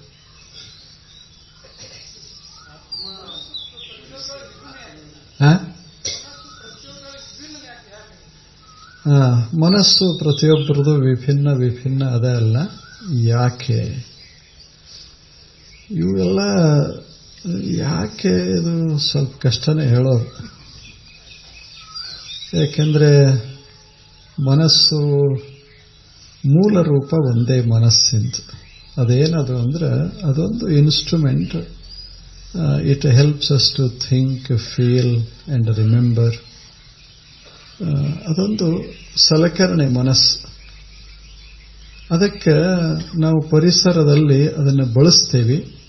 ಬಳಸಿದಾಗ ಅದರ ಒಲವುಗಳು ನಿಲುವುಗಳು ಬದಲಾಕೋದು ಹೋಗ್ತಾವೆ. ಒಂದೇ ರೂಪ ಉಳಿಯೋದಿಲ್ಲ. ಮೂಲದಲ್ಲಿ ಏನಿರ್ತದಂದ್ರೆ ಅವನು ಮೂರೇ ಇರ್ತಾವ. ಏನಿರ್ತಾವ? ಮನಸ್ಸು ಇಚ್ಛಿಸ್ತದೆ, ಆ ಬಳಿಕ ಎರಡನೇಸು ಮನಸ್ಸು ಅನುಭವಿಸ್ತದೆ, ಮನಸ್ಸು ವಿಚಾರ ಮಾಡ್ತದೆ. ಇವೇ ಮೂರು functions of the mind. Thinking, feeling and willing. ಇವು ಮೂರು ಫಂಕ್ಷನ್ಸ್. ಎಲ್ಲ ಮನಸ್ಸುಗಳಲ್ಲೂ ಮೂರಿರ್ತಾವ. ಆದರೆ ಪರಿಸರದಲ್ಲಿ ನಾವೇನು ಬದುಕ್ತೇವೆ ಅವಾಗ ನೋಡ್ತೇವೆ, ಕೇಳ್ತೇವೆ, ಮುಟ್ತೇವೆ, ಮೂಷಿಸ್ತೇವೆ, ವ್ಯವಹರಿಸ್ತೇವೆ. ಅದರದ ಪರಿಣಾಮಗಳು ಆ ಮನಸ್ಸಿನ ಮೇಲೆ ಉಂಟಾಗ್ತಾ ಹೋಗಿ ಈ ಮೂರರಲ್ಲಿ ಬದಲಾವಣೆಗಳು ಶುರುವಾಗ್ತವೆ. ಇಚ್ಛೆಗಳು ಬದಲಾಗ್ತಾ ಹೋಗ್ತಾವ, ವಿಚಾರ ಸರಣಿ ಬದಲಾಗ್ತಾ ಹೋಗ್ತದೆ, ಆ ಬಳಿಕ ಅನುಭವ ರೀತಿ ಬದಲಾಗ್ತದೆ. ಈ ಮೂರೂ ಕ್ರಿಯೆಗಳು ಭಿನ್ನವಾದ ಅನುಭವ ಮಾಡಿಕೊಳ್ಳೋದರಿಂದ ಮನಸ್ಸುಗಳು ಭಿನ್ನಾಕೋತ್ ಹೋಗ್ತಾವ.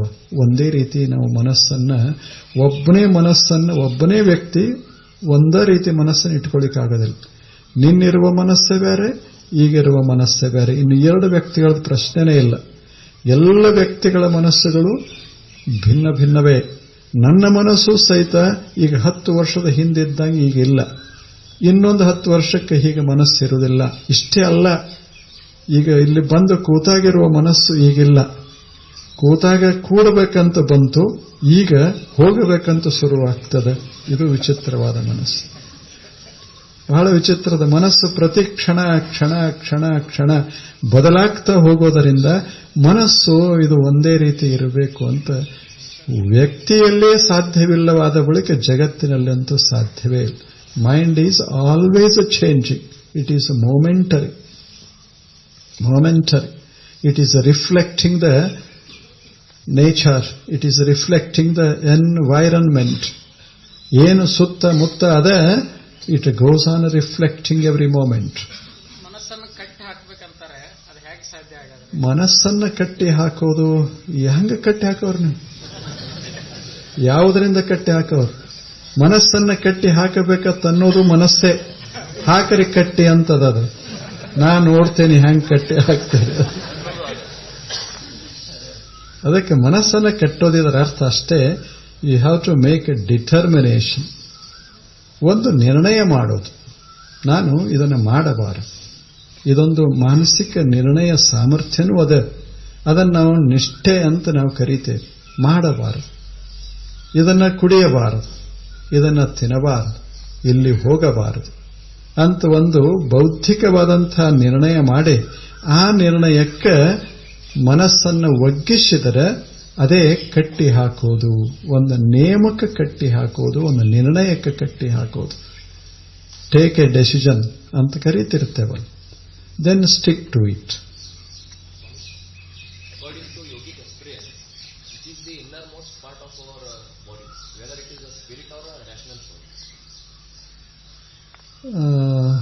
Rational soul and spirit. Core of our body. Huh? Core of our body. What is the center of our being? What is the center? How do you think about it? If I am not there, there is no center. I am there. I am the center of my being. What else there can be? ನಾನು ಅನ್ನೋದೇ centre. ನಾನು ಅಂತೇನು ಪ್ರಜ್ಞೆ ಅದ, ಅದಕ್ಕೆ centre ಅಂತೇವೆ. I am conscious of my own existence. I am conscious of the body. I am conscious of all the activities that are going on in the mind. Feelings are there, thoughts are there, desires are there, and I am at the center of all these activities. I being the center of all these activities, I am the center of everything in the individual. But what is this I? That is to be decided. And this I is a feeling plus Atman.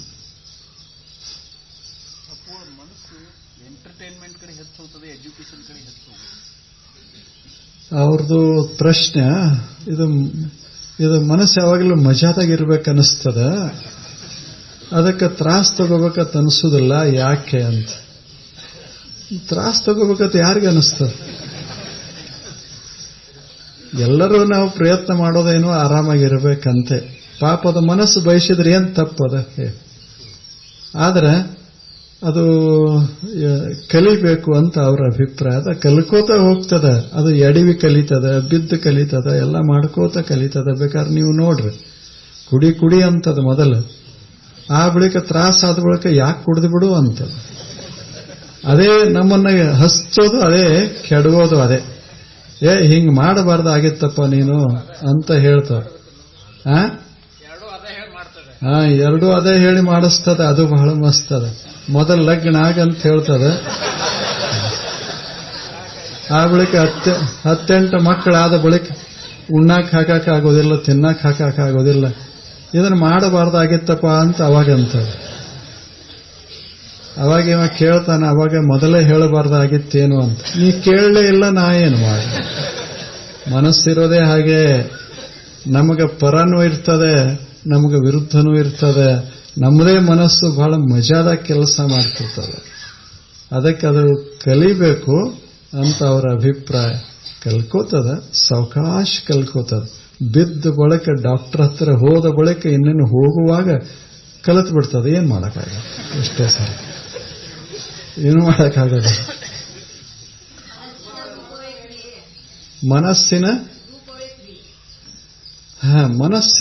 ಮನಸ್ಸು ಇದು ಕ್ರಿಯಾತ್ಮಕ. ಯಾವಾಗ ರೂಪ ಅನ್ನೋದಕ್ಕಿಂತ ಮನಸ್ಸಿದೆ, ಮನಸ್ಸು ಕ್ರಿಯಾತ್ಮಕವಾಗಿದೆ ಅಂತ ನೀವು ಹೇಳಬಹುದಷ್ಟು. What difference is there between mind and the self? ಬಹಳ ಚಲೋ ಪ್ರಶ್ನೆ ಇದು. ನಾವು 25 ತತ್ವಗಳನ್ನು ತಾವೇನು ನೋಡಿರಲ್ಲ ಆಗಲೇ, ಅದರಲ್ಲಿ ಮನಸ್ಸಂತ ಒಂದದ, ಆತ್ಮ ಇಲ್ಲ ಅದರಾಗ. ಇದೇನು ತತ್ವಗಳದಾವ, ನಿರ್ಮಾಣ ಆಗ್ಯಾವ, ಶಕ್ತಿಯಿಂದ ನಿರ್ಮಾಣ ಆದ ತತ್ವಗಳದಾವ, ಅದರಾಗ ಆತ್ಮ ಇಲ್ಲ.